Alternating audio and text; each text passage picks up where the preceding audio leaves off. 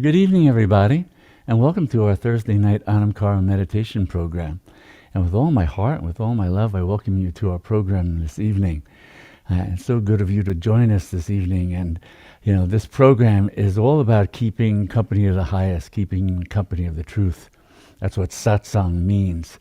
And that means keeping the company of, first and foremost, your highest nature, the true nature of who you are, your divine self.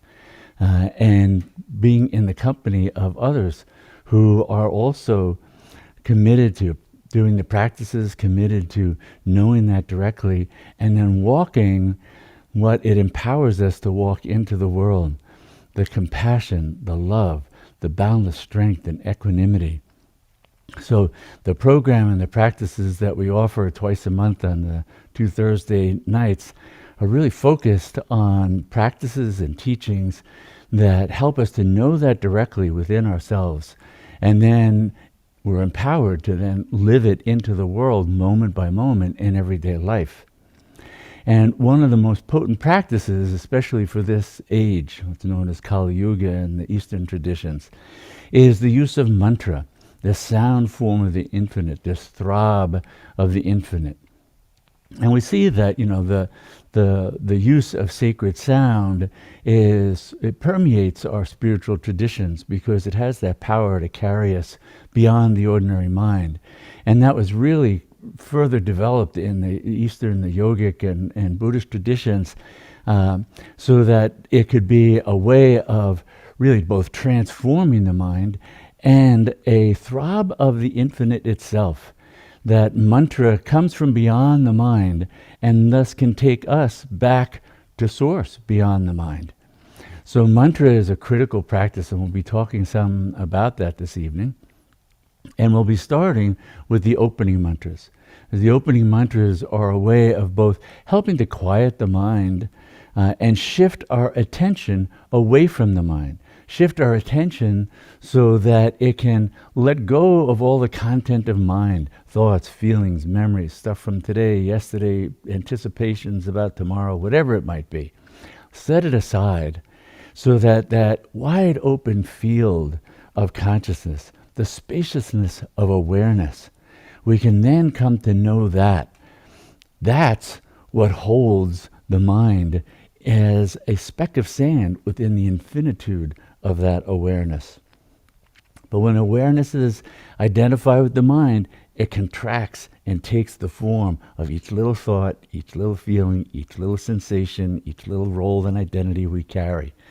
So we use mantra as a way of just getting free of that. Come back to the truth of who we are, and then that truth begins to permeate the mind, our thoughts, our body, its actions, all those things. So we'll start with the opening mantras. At the end of the opening mantras, we'll sit for a few moments in the stillness that is, in a sense, the fruit of mantra and practice, just to enjoy that spaciousness of awareness. So here we begin.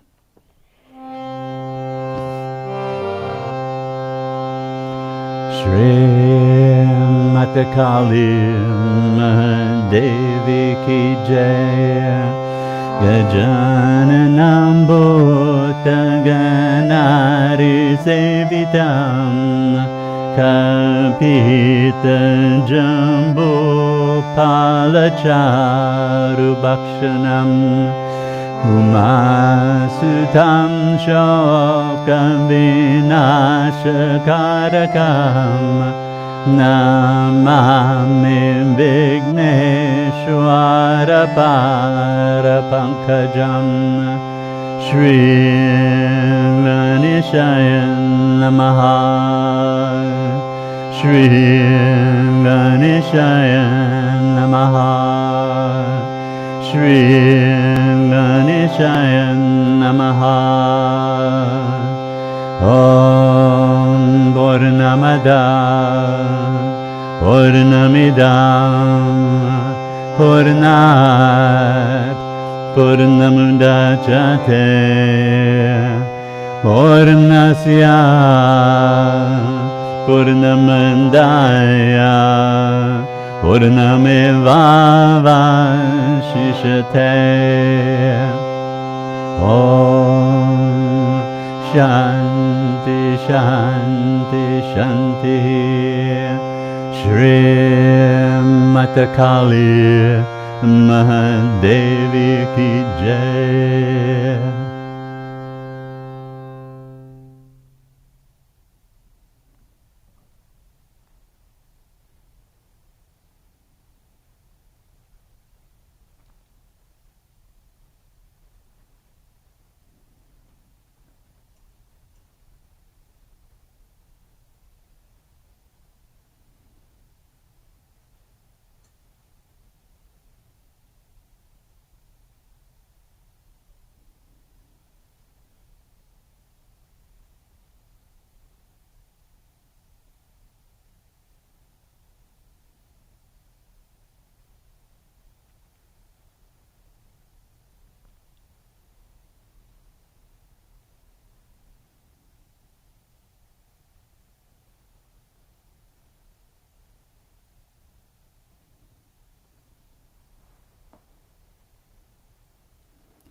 So once again, with all my heart, I welcome you to our program this evening.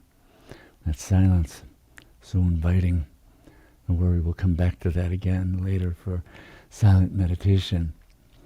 One of the things I wanted to talk about this evening was, in these times, these are such turbulent times in so many different ways. And we need to be able to access the real, what the yogis and sages and saints have talked about for thousands of years, and that we can experience sometimes intermittently, moment by moment, sometimes not able to call it up, but the equanimity, the strength, the steadiness of state, the steadiness of awareness. It's that steadiness that's grounded in the boundless nature of who we are. In the Buddhist tradition, we would call it bodhicitta. It's Buddha mind. And so when Buddha was talking about the four immeasurables, one was this quality of unshakable equanimity. In addition to the boundless love, the boundless compassion, the boundless joy, that are also irreducible qualities of that state. And in the yogic tradition, we talk about that as that's the state of the self, the boundless self, the capital S self, the infinite, the divine within everything, that manifests everything as itself. So it's really coming to know that and be grounded in that awareness that empowers our mind to then be able to deal with the vagaries of the world, especially again in this age. Kali Yuga is known as the dark age, the final age of the four ages that time cycles through over and over again. But it's a time of real tumultuous dynamics in the world. And we have to be able to confront that suffering. The poor mind, when it's confronted with that level of suffering that we often see in the world, its strategies for dealing with that are very limited. It looks for distractions. It looks to deny it. It looks to just push it aside. It feels overwhelmed, so it wants to run away and escape from it. The ordinary mind's ways of dealing with the amount of pain and suffering and the causes of that pain and suffering in the world are often not the most effective ways of dealing with it, both internally or necessarily externally. Because then when the mind is in a reactive state, we know this from the neurophysiology of the brain and mind, in a reactive state, literally areas of the brain that have to do with our highest order thinking go offline. This subcortical area of the brain called the amygdala, that is the root of the fight, flight, freeze, stress response, takes over. And our frontal lobes, where that higher order thinking and reasoning and understanding and intuition can manifest from, they're diminished. And so we wind up in states of reactivity, saying and doing things that later, when we're in a better state, we go, oh my goodness, how could I have said that or thought that or done that? So the yogis said, well, wait a minute, we've got to be able to bypass that whole set of circuits. as well as transform them so they're not so reactive. And many of the practices just aim at doing that exact thing, because it's having the steadiness of state, the steadiness of being, the steadiness of presence, understanding and feeling the steady presence of the infinite, the divine, fully present every moment, here and now. That's what empowers the mind. Not some concept, not just some belief structure. That direct experience is what makes it unshakable. So when Buddha and great sages and saints were talking about this unshakable equanimity, the kind of equanimity that can allow us to face death itself and have a steadiness of awareness, we cultivate that. So the yogis and the Buddhas, when they're talking about these practices, they were to empower us both for living and for dying, for confronting and dancing with all that life brings, but life always ends with the death of the body and the mind. And the unshakable quality of awareness that we access, that's already here, right now, already fully present, that the practices empower us to know and live into this world, that's what gives us that capacity. And we can see that in many great beings who, even facing death, facing the pain that might be leading up to death, going through cancer, going through suffering, going through so many things, there's a steadiness that comes from knowing who and what you are beyond the body and the mind, and being firmly established in that truth. That's what gives us the power then to face what's going on in the world, to face the violence, the perpetrators, the people who are into such domination and control and exploitation, all these dynamics going on, right? In this level of what the world is about, we have to both be able to confront that and have the vision that goes beyond that, that also sees that what's the infinitude of being, the divine, that holds all of that in a way that the ordinary mind simply cannot understand conceptually, just through thinking. We have to have that direct experience of the state of knowing that holds all of that. So the practices are really aimed at empowering us to do that. So in the yogic tradition, we would call that power Shakti, Shakti Kundalini. Kundalini is a power of revelation and transformation inherent to every being. That's the underlying power of yoga. That's the underlying power of practices. It is the power that takes the form of all mantras. Shakti Kundalini throbs as mantra. So when we think about, well, how do we take a hold of this extraordinary state? And we start to think about, well, how can we become established in that? How can we access that in the moment? And we might think of sort of three ways of dialing into that.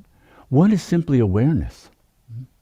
The awareness of witness, consciousness, as it's often referred to in the yoga tradition.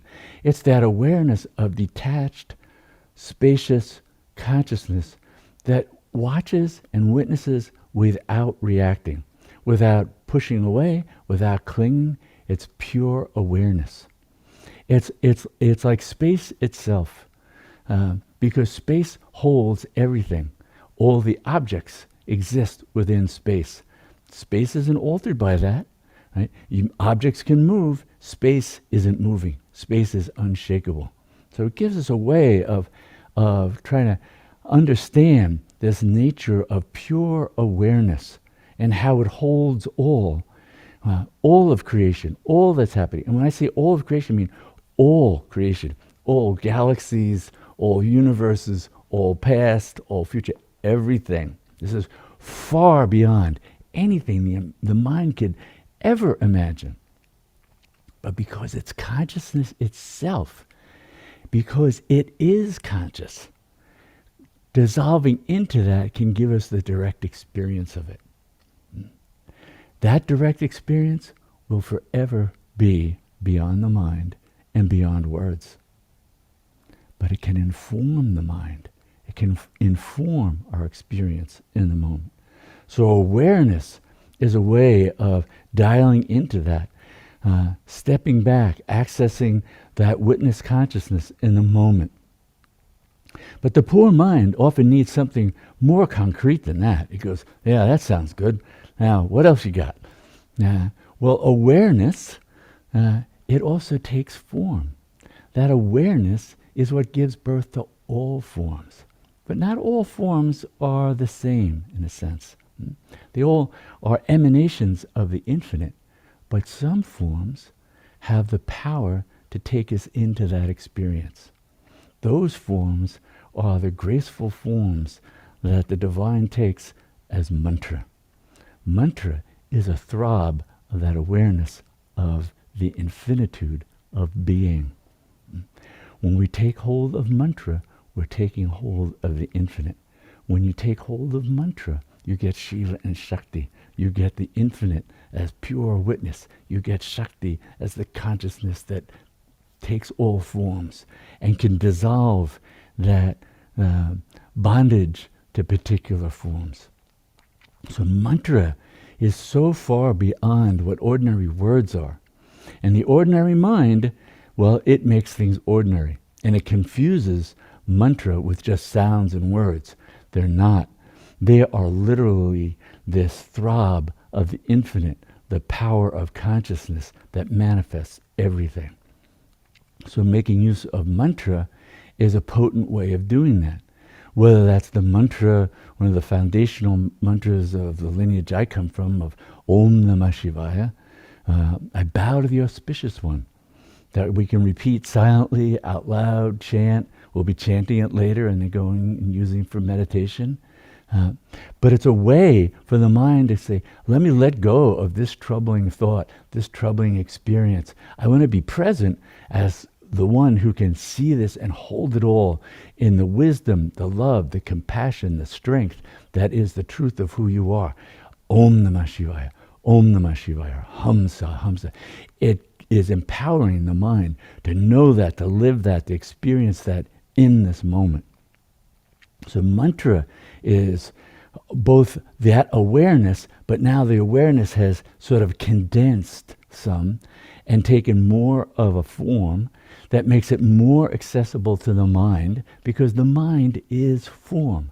The mind is a form of consciousness. Form means it's limited. Forms, all forms have boundaries, limitations that define what that form is, including the mind. So when we run mantra through the mind, run mantra through the body, we're helping it to be infused with the boundlessness of the consciousness that gave birth to it. So the mind now has something it can take a hold of.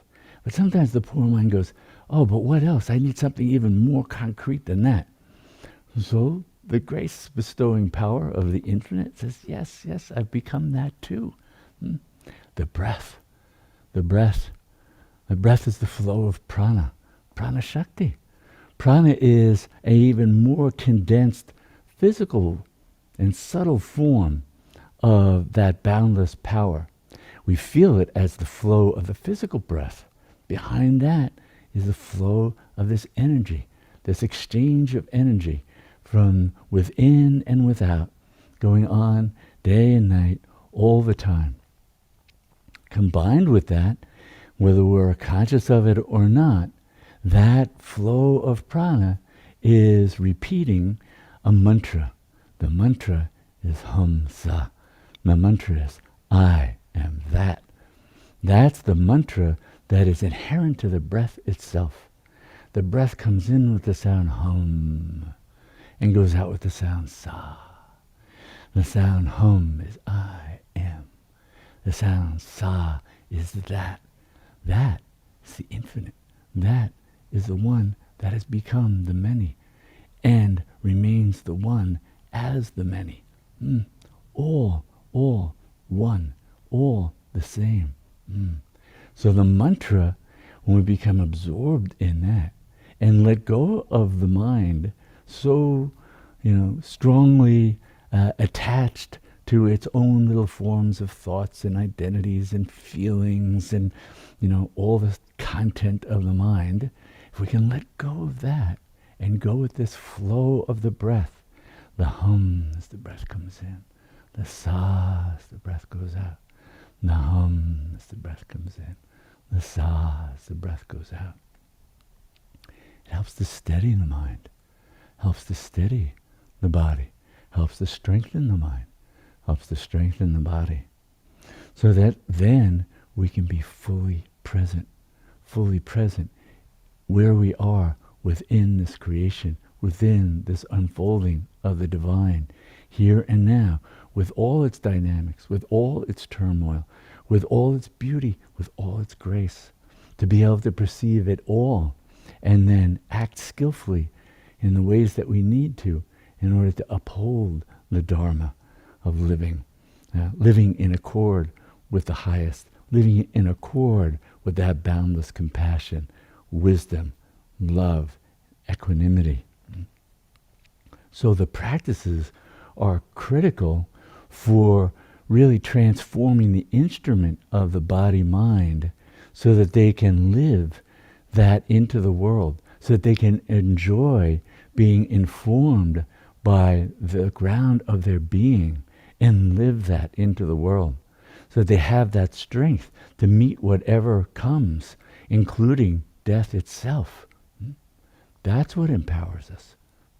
This inner presence that is the truth of who we are, that is here and now, always here and now. Wherever we are is here and now. So the practices are all aimed at getting us so firmly grounded in that, so unshakably present in that, that even in the most tumultuous times, even in the most demanding times, where we have that, we're in that state.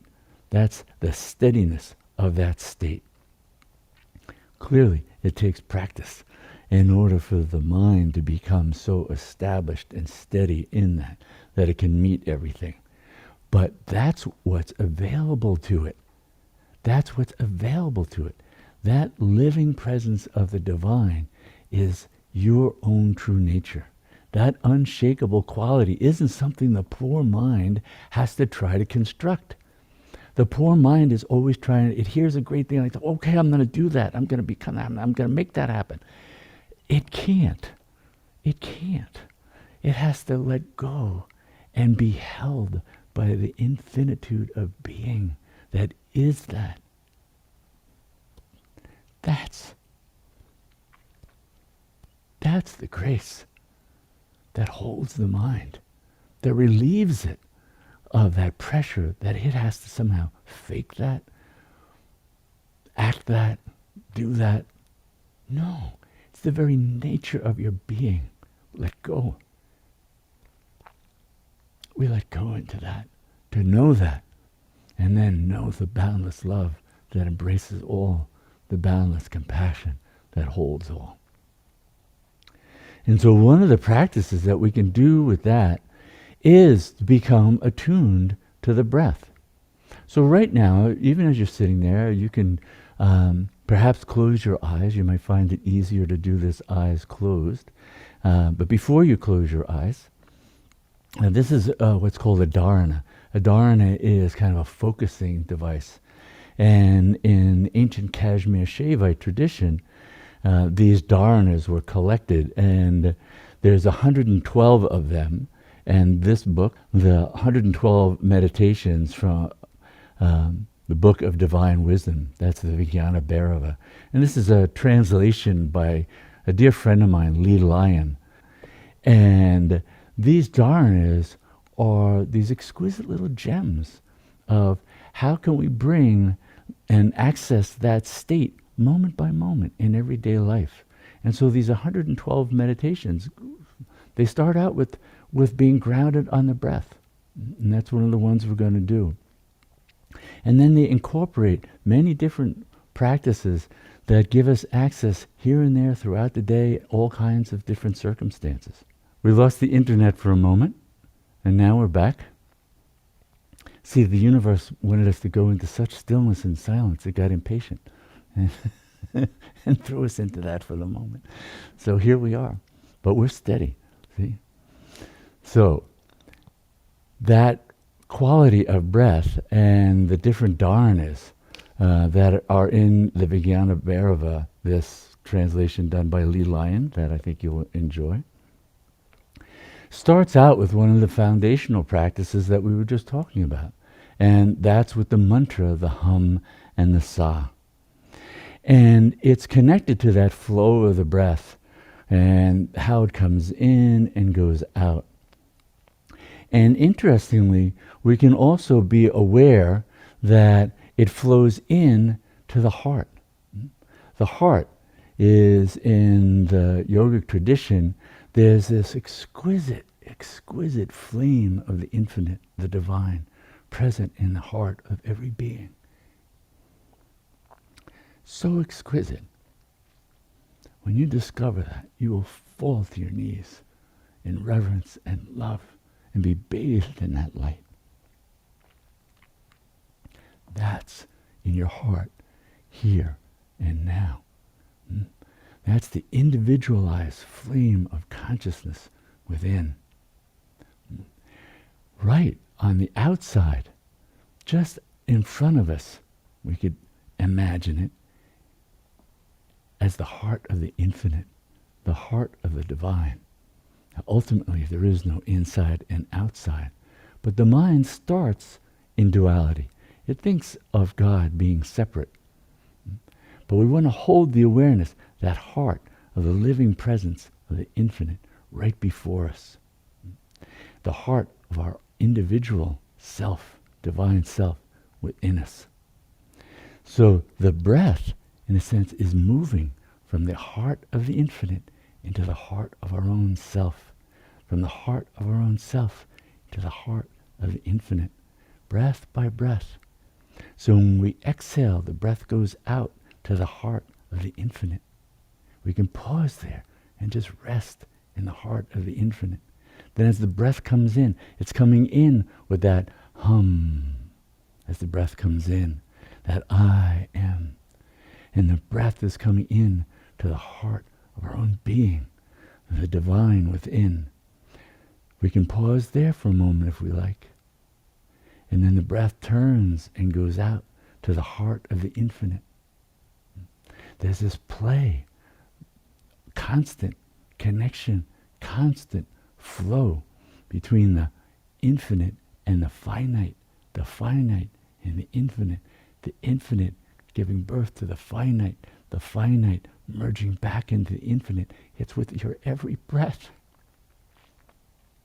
Every breath, whether you're aware of it or not. That is what's going on the level of Shakti, on the level of consciousness. There's this play between the finite and the infinite. Unbreakable, eternal.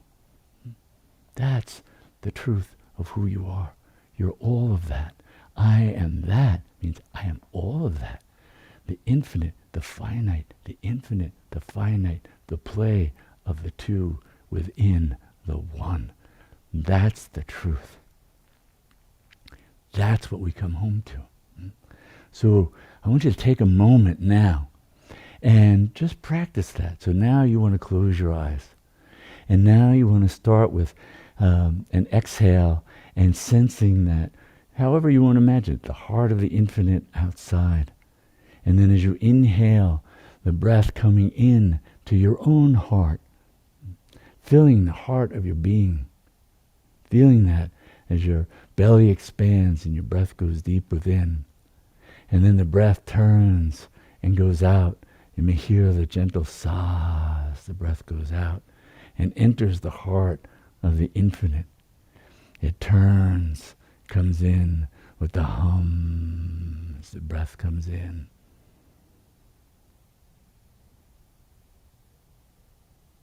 And the sigh as the breath goes out. And just continue that for a few moments. That flow of the breath from the finite to the infinite, from the infinite to the finite. Inseparable, they are. The flow of grace, the flow of Shakti, the flow of the Prana, moment by moment, sustains the life of every cell of your body, every thought in the mind. It's all of that. Become aware of that flow of the breath, that flow of awareness.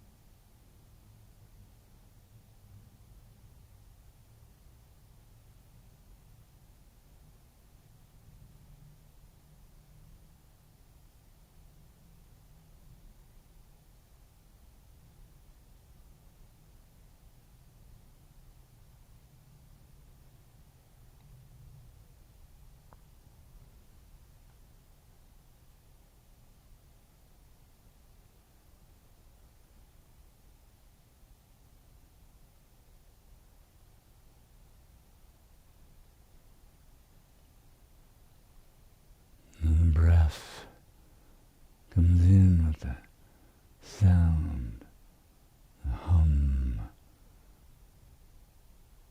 goes out with a sigh. But it's a silent sound. It's a sound that can be heard within the field of consciousness itself. The hum as the breath comes in, the sigh as the breath goes out. The awareness of I and that, all that is, all that's beyond. I am that.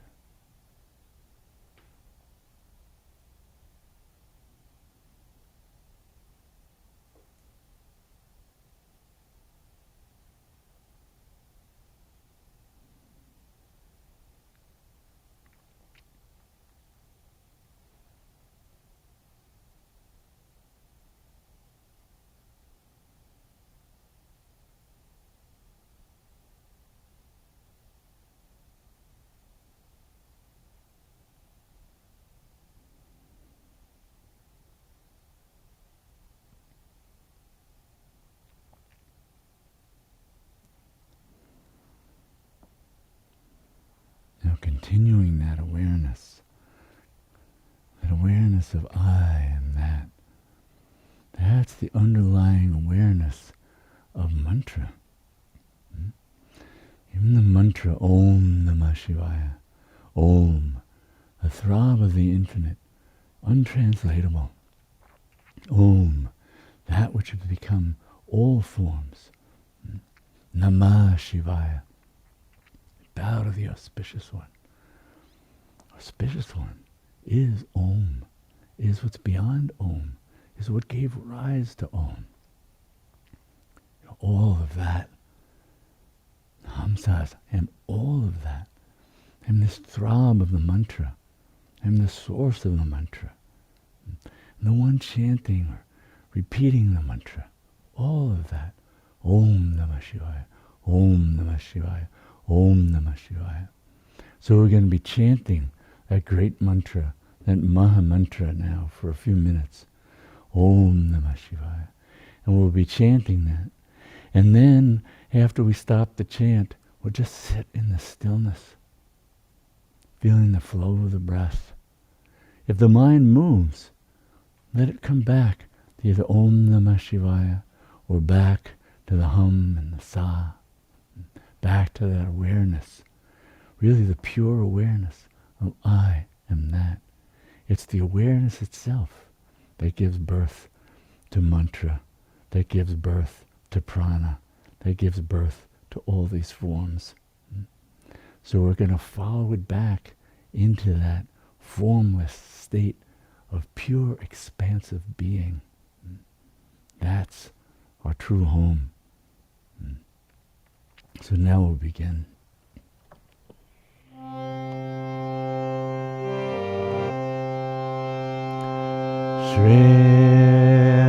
Mata Kali Mahadevi Ki Jai.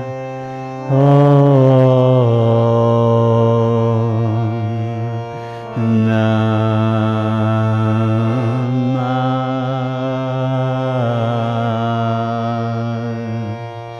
Shivaya.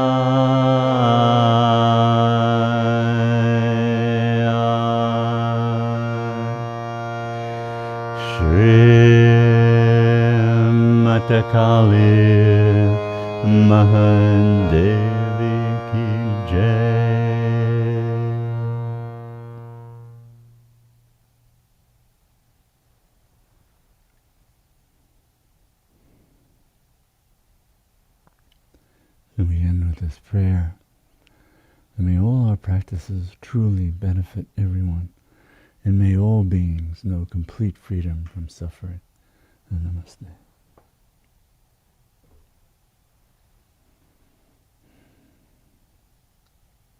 Om Namah Shivaya. Om Namah Shivaya. I bow to the auspicious one, the divine, present as you, as all creation, as all that is. Hamsa. Know that with that awareness, I am that, all times, in all places, the very foundation of being, foundation of mind. The mind come to rest in that. That's where steadiness lies. That's where equanimity lies. That's where the strength of being lies. Rest in that. Know that. And then live that into the world. Live that into your everyday lives, relationships, work, everything. Let it be informed by that. Let it be illuminated by that. Let yourself be carried by that. Mantra. So carry your wave of the infinite. Carry your wave of your own divine self. Keep coming back to that. Day and night. Day and night. Rest in mantra. A throb of your own infinitude. See how it empowers your life your joy, your steadiness, your wisdom, your grace.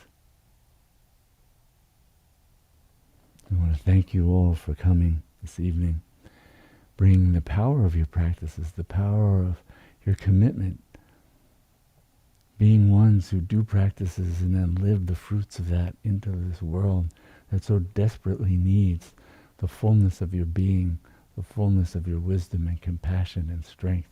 Thank you for being ones who do that. Thank you for the many ways you support Anamkara and share what we offer through the videos and e-newsletters and through donations. So with all my heart, I thank you for that. And then we will be back again in 2 weeks. Thank you for coming.